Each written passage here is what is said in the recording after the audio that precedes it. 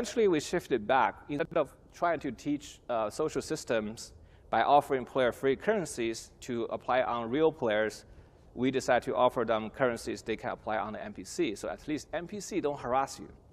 And they can still teach you the same systems without making the community toxic.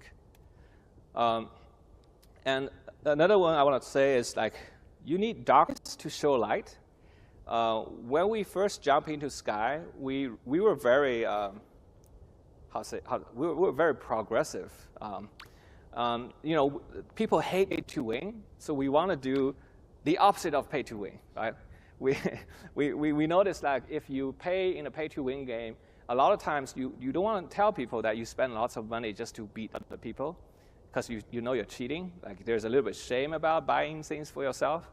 But we find out that if you pay it for the people you love, usually they're very proud to tell you, hey, I took my family to Disneyland this weekend, right?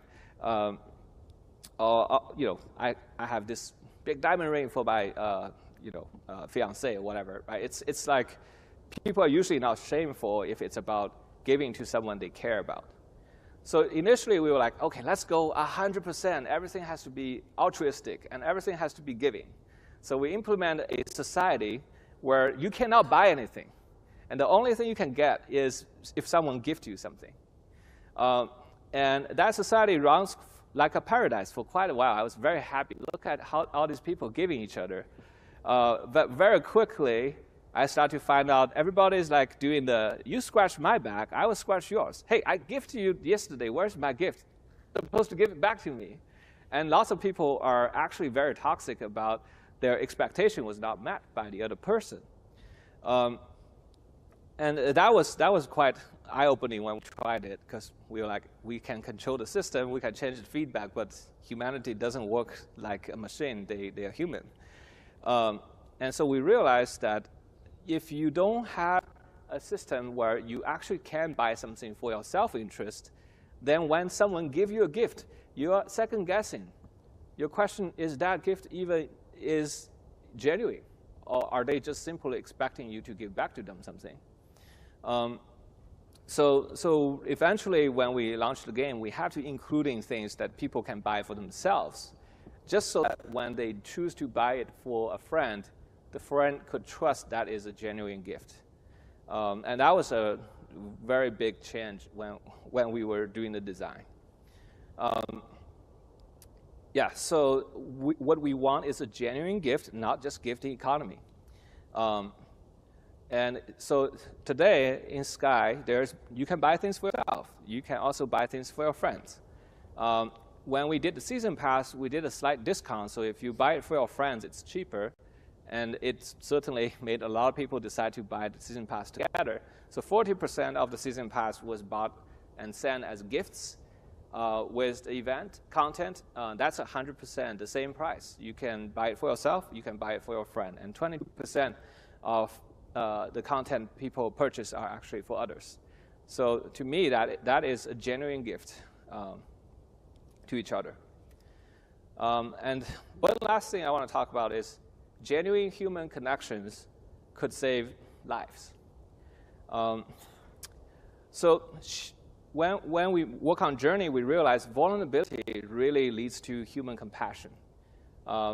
This is a very social behavior of many social animals. It's a survival instinct. When you are weak and small, you have to rely on working with each other to survive, right? So when the predator, they go around, they're strong and powerful. They usually hang out alone. But sometimes even the big cats, they would work together. And that's only when their prey is even more strong, right? And it's the feeling of risk and the feeling of smallness makes us bond with each other. And the very emotion of awe and vulnerability is what made us human, because we are such a weak animal if we are alone.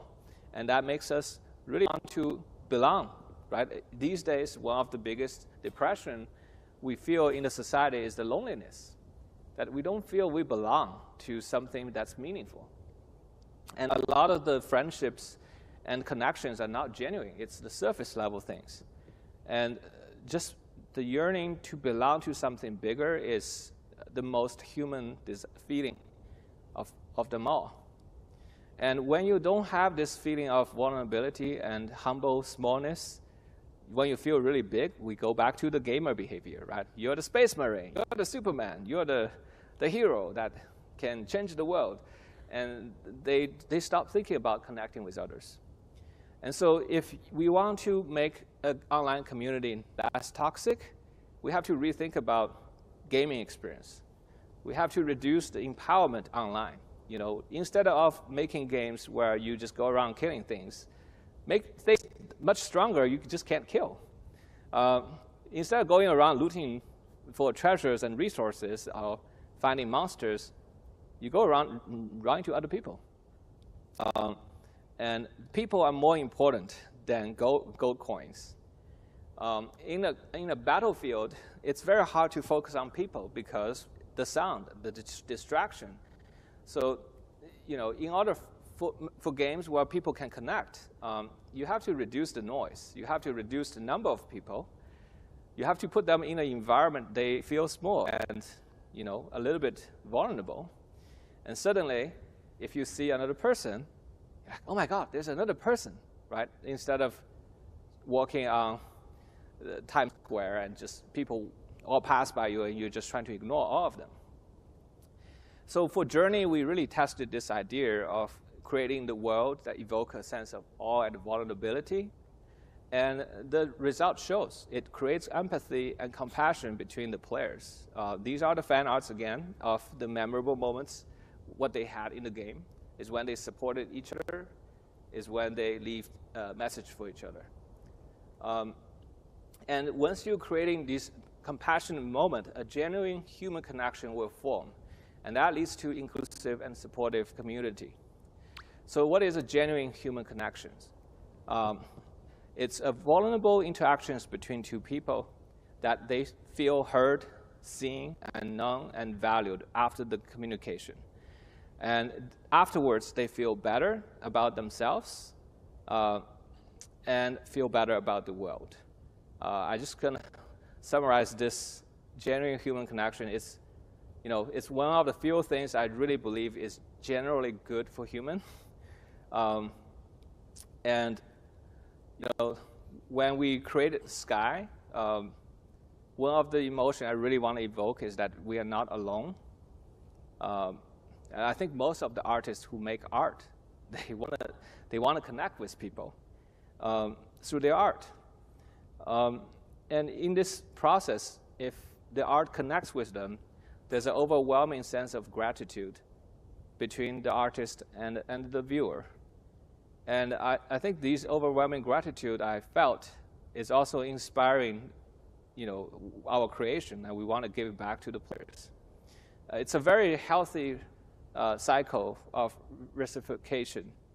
When we launched Sky in 2019, we got a letter within a few months. A 67-year-old grandma from Hawaii who never played games was cried and moved by the game, and she told us, you know, she doesn't want to be alone anymore, and she's still a person of love. And you know, that's the same age as my mother-in-law, who also came from Hawaii. So it really, and eventually my mother-in-law also became a Sky player and find friendships. It's these stories that really makes me feel happy that working on the games that we make.